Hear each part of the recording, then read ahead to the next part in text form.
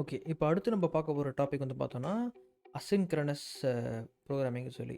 So பேசிக்கலா இது வந்து இதுக்கு எப்போ யூஸ் பண்ணுவாங்கன்னு பார்த்தீங்கன்னா, ஏதாச்சும் ஒரு ஃபங்ஷனோ இல்ல ஒரு ஃபங்ஷனாலிட்டியோ வந்து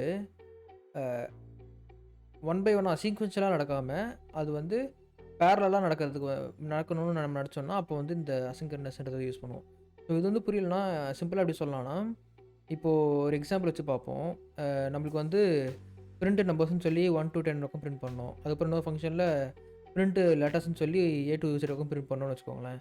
ஸோ 2மே வந்து நம்போ கால் பண்ணோம் அப்படின்னா, அது வந்து ஃபர்ஸ்ட்டு நம்பர்ஸ் கால் பண்ணோம். ஃபர்ஸ்ட்டு நம்பர்ஸ்க்கு எக்ஸிக்யூட் ஆகும். அதுக்கப்புறம் ஃபர்ஸ்ட்டு ஆல்ஃபாபெட்ஸ் எக்ஸிக்யூட் பண்ணுற ஃபங்ஷனை கால் பண்ணால் ஃபர்ஸ்ட் அது எக்ஸிக்யூட் ஆகும். ஸோ இது 2மே பேரலலா ஒரே டைமில் எக்ஸிக்யூட் ஆகணும் அப்படின்னு சொல்லி இந்த மேட்ச் அந்த மாதிரி ஒரு ஏதாச்சும் ஒரு கேஸ் வந்துச்சு அப்படின்னா, அப்போ தான் வந்து நம்மளுக்கு இந்த அசின்க்ரனஸ்ன்ற ஒரு கான்செப்ட் வந்து யூஸ்ஃபுல்லாக இருக்கும். ஸோ இது வந்து பேசிக்கலா எதுக்குன்னு பார்த்தோம்னா, தேவையில்லாம இப்போ பார்த்தோன்னா என்னோட சிஸ்டமில் பார்த்தீங்கன்னா 8 ஜிபி ரேம் இருக்குது. ஸோ நம்ம யூஸ் பண்ணுற ப்ரோக்ராமிங்கில் நம்ம யூஸ் பண்ணுற யூஸ் கேஸ் பார்த்தோன்னா, ரொம்ப ஒரு கம்மியான ரேம் தான் வந்து யூஸ் ஆகும் கரெக்ட்டா? ஸோ அந்த மெமரிலாம் தேவையில்லாம போயிட்டுருக்கு. ஸோ அதுக்கு தான் வந்து இந்த மாதிரி ஒரு கான்செப்ட் யூஸ் பண்ணோம். இந்த அசின்க்ரனஸ் யூஸ் பண்ணோம்னா, இருக்கிற மெமரியுமே வந்து கொஞ்சம் இ கொஞ்சம் யூட்டிலைஸ் பண்ண மாரி இருக்கும். அதே நேரத்தில ஃபங்ஷன் வந்து பேரலலா போறனால, நமக்கு டைமுமே வந்து ரெடியூஸ் ஆகுது. ஸோ இது வந்து ஒரு சிம்பிள் எக்ஸாம்பிள்ல பார்க்கும்போது இதோட யூஸ் கேஸ் வந்து பெருசா தெரியாது. பட் ஆனா, ஒரு ஒரு லார்ஜ் ப்ரோகிராமிங்கில அசின்க்ரனஸ்ன்ற ஒரு கான்செப்ட் வந்து அப்ளிகபிளா ஆகுன்ற மாரி அந்த மாரி ஒரு கேஸ் இருந்ததுன்னா, இது வந்து ஒரு சிக்னிஃபிகன்ட்டான ஒரு டைம் வந்து ரெடியூஸ் பண்ணி கொடுக்கும். ஸோ இத வந்து ஒரு எக்ஸாம்பிளோட இப்போ பார்ப்போம். இப்போ நான் ஆல்ரெடி சொன்ன மாரி என்ன பண்ணுறேன், ஒரு ஃபங்ஷன் கிரியேட் பண்ணுறேன். அதில வந்து பிரிண்ட் நம்பர்ஸ்ன்னு சொல்லி வச்சுக்கிறேன். அதில வந்து எம்ப்டியாவே இருக்கட்டும். நம்ம சிம்பிளாவே போட்டுப்போம்.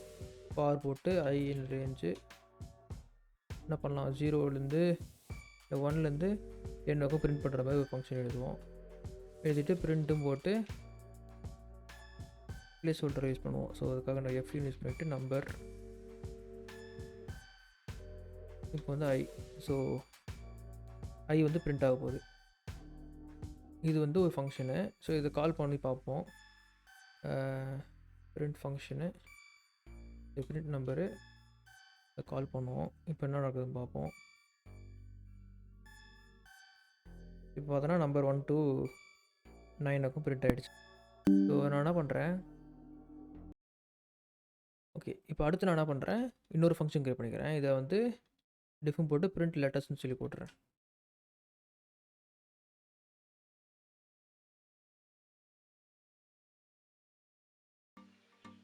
ஸோ ஃபாரும் போட்டு லெட்டர்னு போட்டுக்கிறேன்.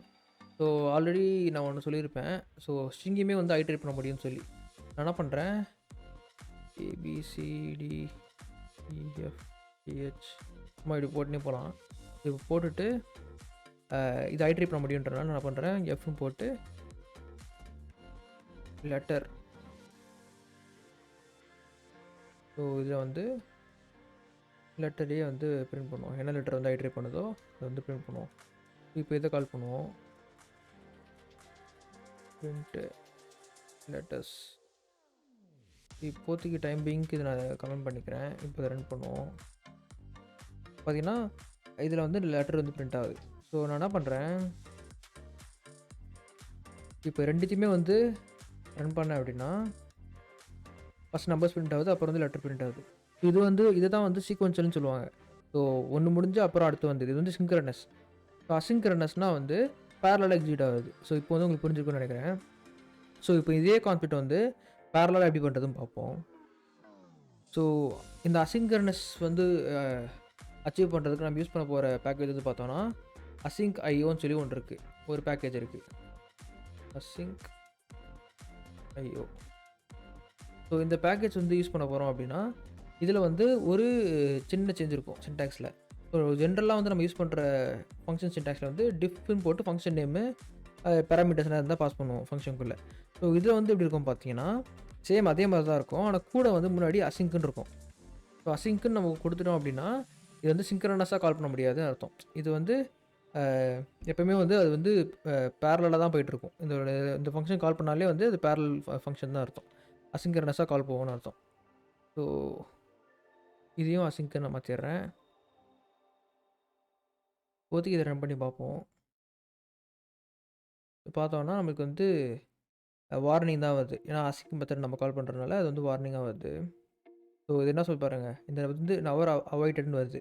அசிங் மெசேஜா இருந்ததுன்னா, அவைட்டும் குடுத்து வெயிட் பண்ணணும். அப்ப தான் வந்து அது வந்து ஆக்சுவலா கால் ஆகும். இப்ப இத எப்படி கால் பண்றதுன்னு நான் காட்டுறேன். இத கால் பண்றதுக்கு முன்னாடி என்ன பண்ணலாம், இது இங்கேயுமே வந்து ஒரு அவைட் ஆட் பண்ணிப்போம். ஸோ அவைட்டும் போட்டு அசின்கனஸ் டாட் ஸ்லீப்ன்னு சொல்லி குடுப்போம். இது பேசிக்கலா எதுக்கு குடுக்குறோம்னா, ஸ்லீப்ன்றது வந்து அந்த டைம்ல ஒண்ணு ஆக்ட் ஆகக்கூடாதுன்னு சொல்லி. ஸோ வந்து 1 செகண்டுக்கு வந்து இப்போ ஒரு நம்பர் 1 பிரிண்ட் ஆகுதுன்னா 1 செகண்ட் வெயிட். அப்புறம் 2க்கு 1 செகண்ட் வெயிட் அப்படின்னு சொல்லி குடுக்குறோம். ஸோ இது போடுறனால நமக்கு வந்து கிளியரா தெரியும். ஸோ இது வந்து பேரலலா தான் இது போகுதுன்றதுக்காக. ஸோ சேம் இதுவே நான் இங்கேயும் போட்டுறேன். 1 செகண்ட் போட்டுப்போம். இல்லைனா இங்கே வந்து குறைச்சிப்போம்.